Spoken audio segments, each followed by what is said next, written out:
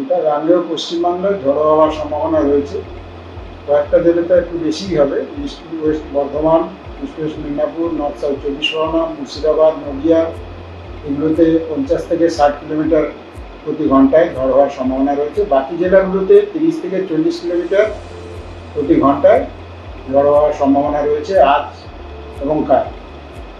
পরশুর থেকে একটু কম হওয়ার সম্ভাবনা রয়েছে, কিন্তু 30 থেকে 40 কিলোমিটার প্রতি ঘন্টায় পরশু দিনে 4-5টা জেলাতেই হবে।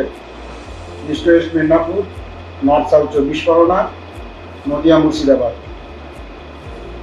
বাকি জেলাগুলোতে ঝড় বৃষ্টি হবে, কিন্তু ঝড়ের গতিবেগটা একটু কম থাকবে। বৃষ্টি 14 তারিখ থেকে মোটামুটি একটু হালকা হবে।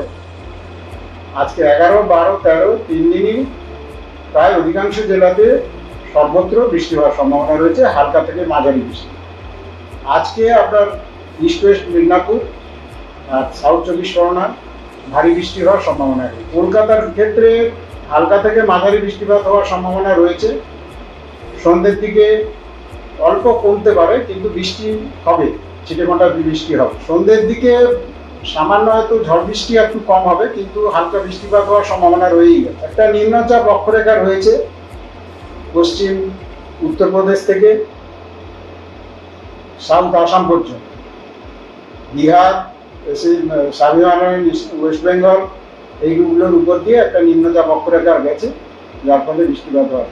তাপমাত্রা 32-33-এর মধ্যে কলকাতায় থাকবে, তবে 2-1 ডিগ্রি বাড়া কমা হতে পারে, কিন্তু তার বেশি হেল্পের কিছু হবে না। তাপমাত্রা বেশি খুব একটা বাড়বে না, তবে 2-1 ডিগ্রি বাড়তে পারে 14 তারিখ।